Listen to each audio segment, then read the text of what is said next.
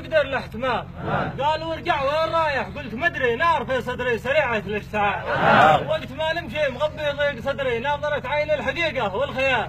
شفت ذي ما حد خلق في الناس زيه، كمله ربي ولله الكمال. صار علقامه رهيب الطول نادر، يوم يمشي مشيته مشية غزال. لو يشوفه كافر بيسلم على يده، بيشوف النور من بعد الظلال.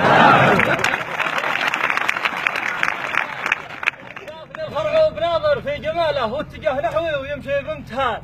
يوم شفته متجه نحوي ومقبل مال تقدام يحسب في الجسر مال.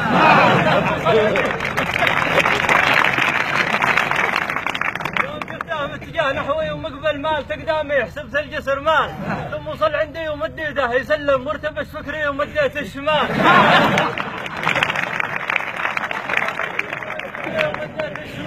وضحك ضحكه تزوع الخور واهله، زال فكري منها والعقل زال. قال كيف الحال يا هذا علومك؟ ليش تنظر في انا يا ابن الحلال؟ قلت انا مرتاح حالي بعد شوفك، قبل شوفك كنت انا في خسحه. والنظر مسموح في شرع الشوارع، واعذروني لا بدا مني اهبال. قال بدوي لهجتك لاصحاب شبوه، بس معرف منسبك عم وخال. قلت انا من ناس شبوه وانت شاطر، مسكني جردان في عز الهلال. والنماره اخوتي هم سلح جنبي، والقبيله مرجعي لابن هلال. قلت المزيون ايش اصلك وفصلك؟ اسالك بالله جاوب على السؤال. قال انا من ناس شوف ليل انت تعرف، من قبايل ما يهمون القتال. عاد في شبوه لنا مسكن ومطرح، بس انا في الحي ذا ساكن وحال. قلت والعم بالقبايل يا المدلع، ذي لهم تاريخ من زام الدوال.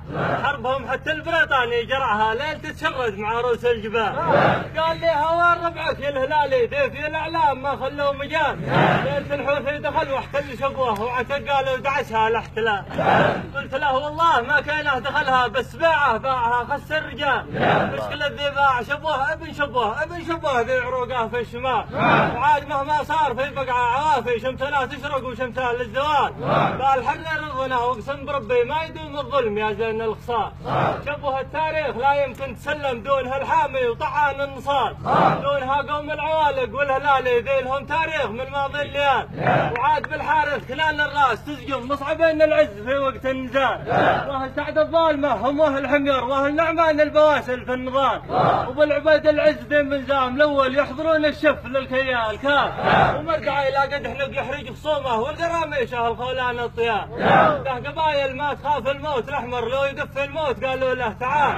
ما تدوس اطفال مران ارض شبوه، لهم بايل في التقارين الجلال. قال والله